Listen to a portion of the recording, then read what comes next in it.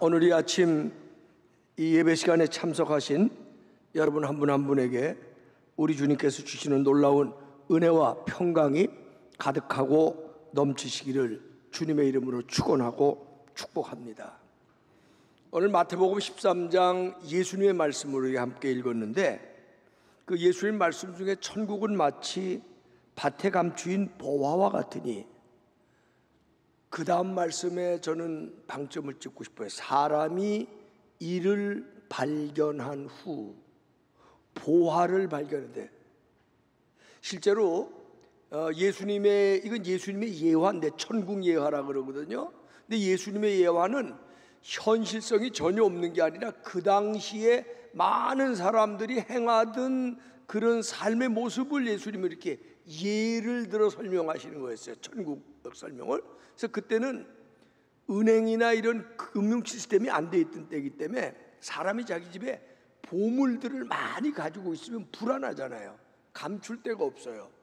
어디다 보관하느냐 하면 자기 밭에 몰래 저녁에 밤에 밭을 파고 거기다가 보물을 감춰놓고 땅을 덮고 위에는 그냥 밭을 경작하는 거예요. 그 모르잖아요, 사람들이. 그래서 밭에 보물들이 있는 밭이 있었다고요. 그런데 어느 집 주인이 전쟁에 나가서 사망을 했어요. 그 밭 주인이 없어진 겁니다.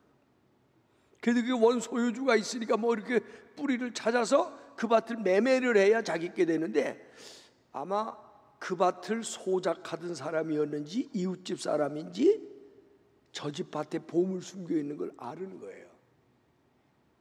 그렇다면 어떻게 했을까? 예수님 말씀은 그런 가설 예화를 들고 하시는 거예요. 거기에 보물이 있다는 걸 알면 전 재산을 팔아서도 그 밭을 사지 않겠느냐, 그런 얘기입니다.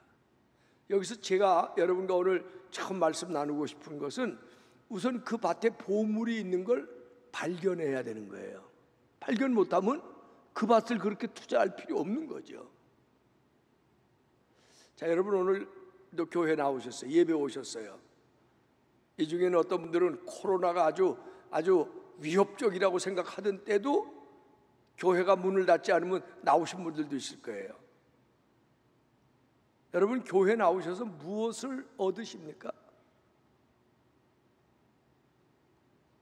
저는 여러분이 교회에 나오셔서 보물을 발견하길 바라요. 어떤 보물? 저는 찬송을 노래라고 생각하지 않고 곡을 붙인 우리의 고백이라고 생각해요. 우리 교회 나오면 그런 찬송 많이 해보셨죠? 주 예수보다 더 귀한 것은 없네, 이 세상 부귀와 바꿀 수 없네. 세상 부귀, 세상 그 어떤 것하고도 바꿀 수 없는 가장 존귀하고 가장 아름다운 것이 우리는 여기 있다고 생각하는 거예요. 아멘입니까? 근데 그걸 교회를 나와도 그렇게 정말 하나님 앞에 모든 존귀함과 모든 아름다운 것이 있다는 것을 발견하지 못하면, 눈을 뜨지 못하면 교회를 다니는데도 그냥 왔다 갔다 하는 거예요. 저는 오늘 아침 이 예배에 오신 여러분, 오늘도 예배에 오셔서 여러분은 뭘 보고 가실 거예요? 오늘도 이 예배에 오셔서 여러분이 가장 아름답고 존귀하고 고귀한 하나님을 발견해야 돼요. 느껴야 돼요. 아멘? 그렇게 하고 돌아가실 수 있기를 바랍니다. 텍사스에 어떤 목사님에게 진짜 있었다는데, 그 목사님 이름도 나와요. 트루트 목사라고 하는 분이 텍사스 제일갑부의 집에 저녁 초대를 받았어요. 저도 목회 오래 하고 살다 보니까 아주 부자들에게서 식사 초대 받아본 적이 있는데, 이상하게요, 부자들은요 밥만 먹여 보내는 게 아니라 자기 자랑을 많이 하더라고요. 그런데 이 트루트 목사님이 텍사스 제일갑부의 집에 가니까 목사님 좀 올라오시죠. 저녁하기 전에. 그러더니 자기 집 2층으로 모시고 가는데 2층에 갔더니 2층에 거실이 있는데 사방이 확 트여 있어요. 그 부자가 목사님 보고 이 동쪽을 보면서 여기 보십시오. 여기 보이는 데가 다 초원이 아닙니까? 이게 다 제가 소유한 목장인데 여기에는 소, 말, 가축들이 수천 마리인데 그게 다 제 것입니다. 입이 똑 벌어질 일이죠. 그러더니 이번에는 북쪽을 보니까 북쪽에는 아주 산들이 있고 산림이 우거져 있는 거예요. 이 끝까지 바라다 보이는 이 산과 산림이 전부 다 제 소유입니다. 너무 놀랍잖아요. 그러더니 서쪽을 보니까 바닷가가 멀리 수평선이 보이는데 막 기름이 나오는 그 유전 이런 게 다 있는 거예요. 여기 보이시죠? 바닷가까지가 다 제 땅인데 보시다시피 저기서는 석유가 쏟아져 나옵니다. 엄청난 걸 다 가진 거야. 동서남북 눈에 보이는 건 다 자기 거고 다 자기가 이런 걸 이룬 부자라고 하는 걸 은근히 과시하는 거예요. 이 트루트 목사님이라는 분이 다 둘러보고 나더니 그러시군요. 참 고생을 많이 하셨겠습니다. 어마어마한 보화를 가지셨군요. 근데 제가 한 가지 좀 여쭤보고 싶은 게 생각났습니다. 그러니까 그 부자가 뭘 물어보시고 싶습니까? 그러니까 제가 한 가지 물어보고 싶은 게 있는데 혹시 이렇게 동서남북에 많은 걸 다 가지셨는데 하늘에는 뭐 가지신 게 없나요? 그 하늘을 보고 하늘을 향해서 가지신 게 없나요? 그랬더니 아무 말도 못하더라고요. 혹시 여러분도 동서남북에 가지신 거 많죠? 뭐 끄떡거리지 않아도 가지신 게 좀 있기는 있는 것 같아요. 그래도 뭐 많고 적은 건 다 다르니까 그래도 있단 말이죠. 그런데 좋아요. 그거 좋은 거예요. 뭐 어떻게 보면 하나님 축복이라 그러죠. 오케이. 그럼 저도 하나 물어볼게요. 이쪽으로 어디 가지신 거 있나요?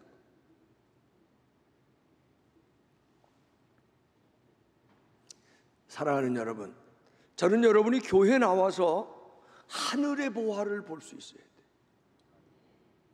천국의 소중한 것을 바라볼 수 있어야 돼요. 때로는 우리가 일주일에 한 번씩 교회 나와 예배를 드리면서 이 시간은 어떤 시간이냐, 뭐 예배에 참석했으니까 하나님이 복 주신다, 이런 조금 세속적인 거 조금 내려놓고 교회 나와서 예배 드리는 시간은 하나님을 바라보는 시간이에요. 하늘을 바라보는 시간이라.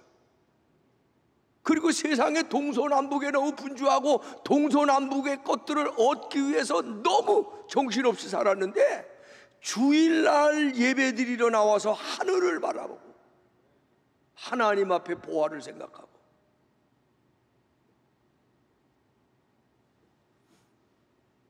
그렇게 하면 정말 교회가 소중하고 예배가 정말 이게 보화라고 하는 걸 여러분이 발견해야 된단 말이에요. 그 일에 여러분들의 눈이 활짝 열려질 수 있게 되기를 바랍니다. 우리 인생을 살아가는데 정말 주님 앞에 신앙생활하고 교회 생활하는 게 얼마나 귀중한지를 먼저 깨닫게 되시기를 주님의 이름으로 축원하고 축복합니다. 언젠가도 제가 이 얘기 한번 했을지 모르는데 알래스카가 어딘 줄 아시죠? 알래스카가 미국 땅이죠? 근데 이게 원래는 러시아 땅이에요. 러시아에서 지금부터 꽤 오래전에 쓸모없는 땅, 얼음 덩어리라고 생각했기 때문에 알래스카를 720만 달러에 미국에다가 팔아버렸어요. 부동산 매매하듯이. 야, 우리 러시아가 가지고 있는 이 알래스카, 그건 미국의 북쪽에 붙어 있는 거 아니냐? 우리 얼음 덩어리니까 쓸모없으니까 니네가 혹시 필요하면 사갈래? 그리고 720만 달러에 매매가 된 거예요. 러시아는 돈 벌었다 그렇게 생각하고 미국에서 그 당시에 행정부를 반대하던 정치가 또 언론들이 나서서 대통령이 쓸데없는 짓을 했다, 720만 달러를 주고 저 쓸모없는 얼음 땅을 왜 사냐 이러고 뭐 비난을 하고 난리를 한 거예요. 그런데 오랜 시간 지지 않아 1968년 미국 정부가 그 알래스카 땅을 탐사하고 연구했는데 1968년에만 1천억 배럴에 해당하는 석유가 내장돼 있다는 걸 발견했고요. 1977년에는 알래스카를 횡단하는 송유관을 건설했을 뿐만 아니라 알래스카 구석구석을 탐사하다 보니까 금, 은, 석탄과 같은 지하 광물이 어마어마하게, 이게 720만 달러가 아니라 7,200만 달러가 아니라 7조 달러를 줘도 다 살 수 없는 그런 어마어마한 이득을 미국이 가졌다는 거예요. 그걸 알고 나서 어리석었잖아요. 720만 달러에 그 땅을 건네주고 아이고 돈 벌었다 그러고, 그 당시 어떤 사람들은 막 비판하고 비난하고 그랬는데 러시아가 나중에 깨닫고 미국 정부에다 돌려달라 그랬어요. 720만 달러에 돌려줘요 여러분 같으면? 그래서 알래스카는 아직도 미국 땅이라는 거예요. 가치를 볼 줄 알아요. 제가 얼마 전에 백두산을 갔다 왔어요. 백두산은 어느 나라 땅에 있어요? 우리나라 땅에 있잖아. 독도가 우리 땅 그러는 것처럼 백두산도 우리의 산. 그래서 우리는 노래할 때 한라산부터 백두산까지 이러잖아요. 근데 알고 계셨죠? 백두산이 가보면요 절반 이상이 중국 땅이 됐어요. 이게 웬일이야? 중국하고 붙어 있지만 엄연히 백두산은 전부 한반도라고요. 근데 지금 북조선 공화국에 있는 게 아니고 절반 이상이 중국 거가 됐대. 그래서 알아봤더니 김일성 때에 중국에다 원조 좀 주세요. 우리나라 필요니까 경제 원조도 하고 뭐 무슨 원조도 달라 그러니까 중국에서 그러면 백두산 내놔라. 3분의 1을 갖다가 바친 거예요.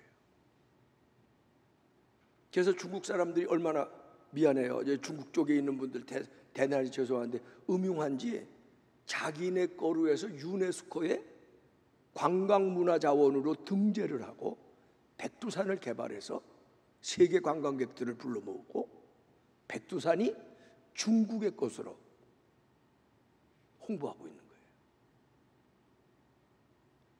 그까지 원조 몇 푼 받으려고 그 땅을 내준 거예요. 여러분, 가치를 모르면 헌신자적으로 내던질 수 있는 거예요. 왜 제가 이 얘기를 하느냐? 여러분, 신앙생활의 가치를 교회를 나오면서도 모르는 분은 신앙생활하는 게 헌신짝 같이 느껴질 때도 있고 때로는 부담스러울 때도 있고 기분에 맞춰 취미생활하듯 기분이 날 때는 열심히 하고 기분 안 나면 안 나와도 되는 것으로 여기는 교인들이 때로는 있어요. 저는 여러분이 교회 나올 때마다 하나님 앞에 예배를 드릴 때마다 여러분의 눈이 점점 더 넓어져서 영원하신 하나님을 바라보고 천국 보화를 바라볼 수 있는 그런 눈들이 열려질 수 있게 되기를 주님의 이름으로 축원합니다. 주님의 이름으로 축원합니다. 이게 이 가치가 소중한 것을 먼저 깨달아야 돼요. 신앙생활하면서 이 가치를 모르면 안 되는 거예요. 솔직히 그렇지 않습니까? 오늘도 예배를 드리면서 우리 아까 1부 예배 때는 오늘 2부 찬양 아주 너무 은혜롭게 했는데 1부 찬양에는 무슨 찬양을 했냐면 주님을 바라보면 모든 근심 걱정이 사라져요. 그런 노래를 하더라고. 그렇죠?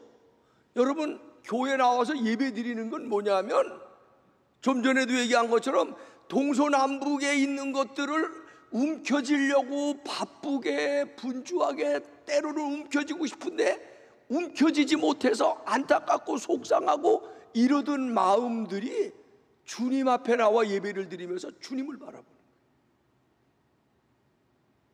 근데 놀라운 것은요, 주님을 바라보면 마음속에 있던 걱정, 때로는 마음속에 있는 울분, 때로는 마음속에 있는 허무함, 이런 것들이 눈 녹듯 녹아지고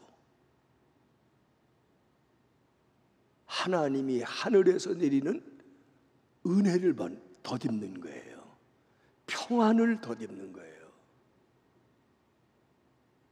우리 찬송하잖아요. 평화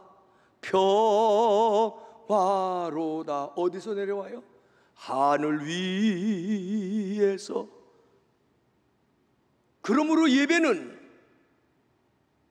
가장 소중한, 가장 고귀하신 하나님 앞에 나와서 세상의 동서남북의 일들을 잠시 다 잊어버리고 내려놓고 하나님을 바라보고 하나님을 집중하고 하나님께 예배하고 하나님을 찬미하고 하나님의 이름을 부르면 하나님께서 은혜 내려주시는 시간이라고요.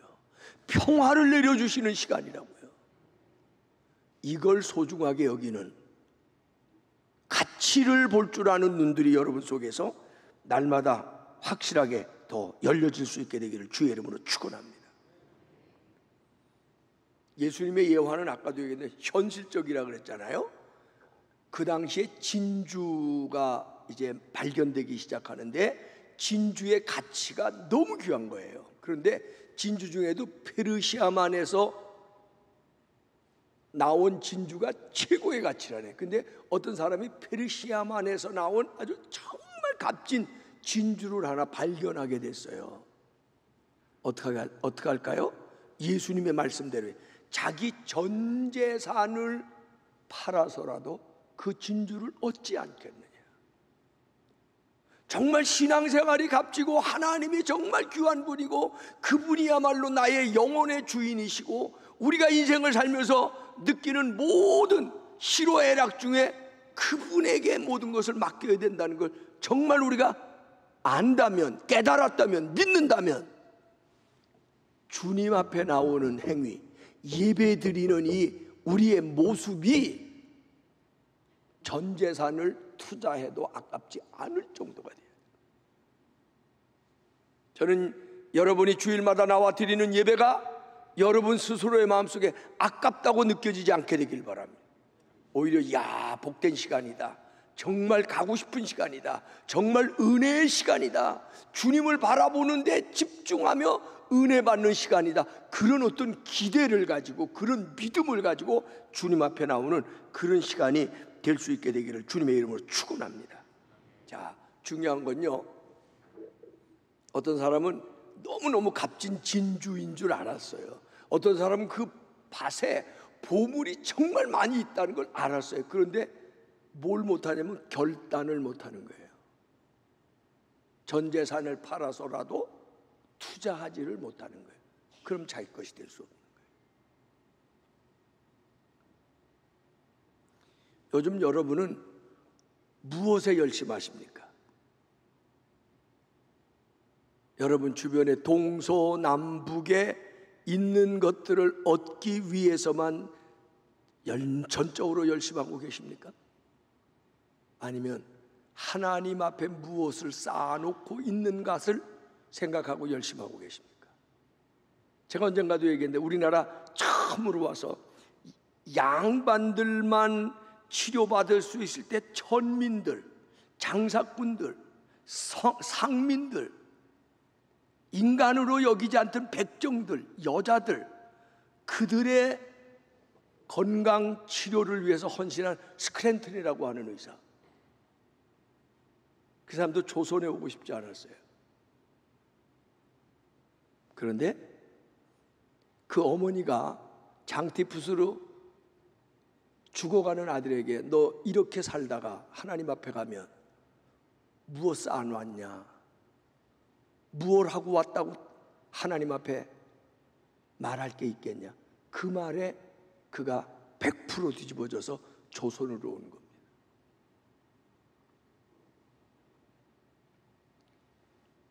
실제로 1910년에 이것도 선교 역사에 있었던 일인데, 영국 선교회인데 이 영국 선교회가 인도 선교에 아주 열심을 낼 때 영국 선교회의 서기 목사님이 인도에 있는 아주 큰 갑부에게 자기네 나라 인도 선교를 위해서 우리가 이렇게 열심히 일을 하고 있는데 당신이 영국 선교회에다가 좀 헌금을 좀 해줘서 우리가 인도 선교를 좀 활발하게 할 수 있도록. 아마 인도의 그리스도인 부자였는가 봐요. 가서 그 영국 선교회 서기 목사님이 그 인도의 부자에게 우리 영국 선교회에 좀 헌금 도네이션을 좀 해주면 좋겠습니다. 그랬더니 부자가 그 말을 듣자마자 수표책을 꺼내더니 $500, 그 당시 $500면 그것도 엄청난 돈이죠. $500를 떡 쓰더니 사인을 하려고 그러는데, 그때 막 전보가 왔다 갔다 하던 시대잖아요. 근데 그 집에 하인이 심부름 하는 사람이 갑자기 문을 열고 들어, 사장님 큰일 났습니다, 이 전보 좀 보십시오. 그래서 전보를 보니까 이 사람이 소유하고 있는 배 한 상선 하나가 어마어마한 상선인데 인도양으로 많은 물량을 싣고 가다가 풍랑을 만나서 침몰했다는 얘기예요. 얼마나 놀랐습니까? 근데 그 얘기를 들으니까 돈 달라고 도네이션 해달라고 온 이 영국 선교의 서기도 긴장되는 거예요. 근데 $500 수표를 써서 사인을 하고 건넬라 그러다 그 소식을 듣더니 이 부자가요 갑자기 $500 수표를 찢는 거예요. 그래서 이 선교회 목사님이 배가 침몰했으니 앞으로 손해가 엄청 회사에 날 텐데 $500고 뭐고 도네이션 할 수 없습니다. 그럴 줄 알고 아이고 오늘 모금 활동은 잘못됐구나. 그리고 일어서려고 하는데 갑자기 부자가요 $500를 탁 찢더니 수표책을 다시 꺼내고 $2,000를 써가지고 사인을 해서, 어차피 풍랑 한 번에 모든 재산이 날아갈 정도의 손실들이 있는 것이 이 세상인데 하늘에다 쌓아야 되겠습니다. 그리고 $2,000를.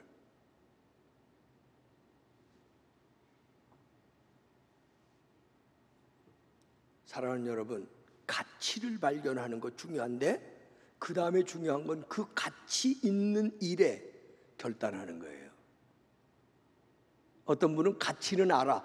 교회가 참 좋긴 좋아. 교회 오니까 정말 마음이 편안해져. 그래. 그런데 결단을 안 해요. 여러분은 때로는 하나님 앞에 뭘 쌓아뒀는지 한번 생각해 보셨어요? 나 지금 하나님 앞에 가면 뭐 쌓아놨을까?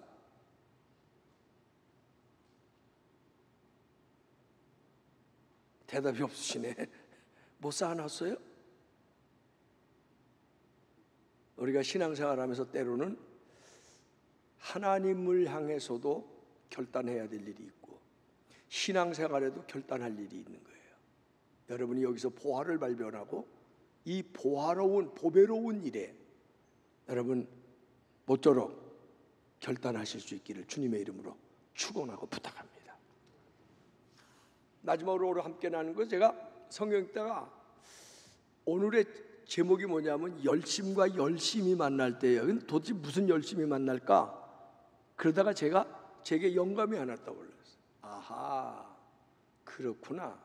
그게 뭐냐 하면 성경을 읽다 보니까 우리가 믿는 하나님도 우리를 구원하시기 위해서 열심을 내시는 분이에요. 우리가 믿는 하나님은 우리에게 복 주시기 위해서 열심을 내시는 분이에요. 실감을 못 하시는 것 같아요. 성경 읽어볼까요? 이사야 37장 32절에 보면 이는 남은 자가 예루살렘에서 나오며 피하는 자가 시온에서 나올 것임이라. 만군의 여호와의 열심히 일을 이룬대요. 이사야 9장 7절에 보니까 그 정사와 평강에 더함이 무궁하며 또 다윗의 위에 앉아서 그 나라를 굳게 세우고 자금 이후 영원토록 공평과 정의로 그것을 보존하실 것이라. 만군의 여호와의 열심히 이룰 것이니라. 하나님 우리를 구원하시기 위해서, 포로된 백성을 구원하시기 위해서, 억압된 인생을 회복시키시기 위해서 여호와의 열심히 이를 이루신대. 저는 이걸 보면서 아하, 하나님은 우리를 구원하시기 위해서 열심을 내시는 분이로구나. 아멘, 아멘. 심지어는요, 에스겔서 39장 25절에 보면 그러므로 나 주 여호와가 말하노라, 내가 이제 내 거룩한 이름을 위하여 열심을 내요. 하나님의 이름이 거룩해지기 위해서 하나님은 열심을 내요. 야곱의 사로잡힌 자들을 돌아오게 하며 이스라엘 온 족속에게 긍휼을 베푸시래요. 실제로 그래요. 자식이 어려운 일을 당하면은 부모는 뒷짐짓고 있지 않더라고요. 부모가 어떻게 해요? 열심히 일어나서 내가 할 수 있는 일이 있으면, 내가 위로할 수 있는 일이 있으면, 내가 손잡아 줄 수 있는 일이 있으면 부모는 맨발로도 일어날 거예요. 그런 것처럼 하나님은 하나님의 백성들을 구원하시기 위해서, 회복시키시기 위해서, 하나님의 백성을 격려하시기 위해서, 복주시기 위해서 하나님은 뭐를 내고 계신다? 열심을 내고 계세요. 그런데 하나님만 열심 내면 안 되는 거예요. 하나님의 열심에 나의 열심이 만나야 되는 거예요. 이게 오늘 말씀의 포인트입니다. 오늘 말씀 다 잊어버려도 이거는 여러분의 마음속에 천국 갈 때까지 내 열심과 하나님의 열심이 만나면 이건 제가 만들어낸 얘기인데 기적이 나는 거예요. 그러고 보니까 어떤 분이 그런 비슷한 얘기를 썼어요. 사람과 사람이 만나면 역사가 이루어지고, 근데 그 말 맞는 거예요. 한 남자와 한 여자가 만나도 가정이라는 역사, 자녀라는 역사가 이루어져요. 사람과 사람, 좋은 친구가 만나도 역사가 이루어져요. 좋은 동지를 만나도 역사가 이루어져요. 사람과 사람이 만나면 역사가 이루어지는데 사람과 하나님이 만나면 기적이 이루어집니다. 예. 나의 열심과 하나님의 열심이 만날 때 기적이 일어나고 역사가 일어나고, 내 열심과 하나님의 열심이 만날 때 하나님이 움직이시고 하늘이 열리는 역사가 일어난다는 사실을 믿으시기를 주의 이름으로 축원합니다. 주의 이름으로 축원합니다. 그래서 바울 사도도 뭐라 그러냐면 게으르지 말고 부지런하여 열심을 품고 주를 섬기라 그랬어요. 귀하게 교회 생활하려면 게을르지 마시기를 바랍니다. 핑계하지 마시기를 바랍니다. 수동적이나 소극적 되시지 말기를 바랍니다. 예배를 드리러 나오는데도 적극적인 마음으로 나오세요. 열심으로 준비해서 나오세요. 열심을 가지고 나와 찬송하고, 열심으로 기도하고, 열심히 말씀 듣고, 열심히 말씀에 응답하면 하나님의 열심과 나의 열심이 만나는 거예요. 할렐루야, 할렐루야. 하나님과 나의 열심이 만나면 기적이 일어난다. 한번 따라 합시다. 하나님, 열심으로 하나님께 예배하겠습니다. 또 한번 따라 하시죠. 하나님, 열심으로 주님을 섬기겠습니다. 나의 열심과 주님의 열심이 만나면 역사가 일어나는 거예요. 하늘이 열리는 거예요. 저는 여러분이 요즘 어려운 시대를 살고 있잖아요. 그런데 돌아보면 지난 날도 어려운 시대 살아왔어요. 우리가 어떤 분들이 그런 얘기하대. 코로나가 끝날 것 같지 않고 이러다가 코로나가 우리의 일상생활 됐는데, 어떤 분이 거기다 하나 더 보태. 코로나는 이제 한번 이렇게 지나가고 또 다른 놈이 올 거래. 그렇게 인생은 살아가는 거예요. 그러니까 주눅 들지 말고, 더는 핑계하지 말고, 뭐가 귀중한지 하나님 바라보는 거 귀중하고요, 하나님을 섬기는 거 귀중하고요, 하나님께 예배드리는 거 귀중하고요, 하나님과 나의 열심이 만나면 기적이 일어난다는 거 알고 그러고 사는 게 중요한 거예요. 여러분, 그렇게 살아서 여러분의 인생에 하나님의 손길과 흔적이 때마다 구비마다 나타나는 삶을 살아가시기를 주님의 이름으로 축원하고 축복합니다. 기도합시다.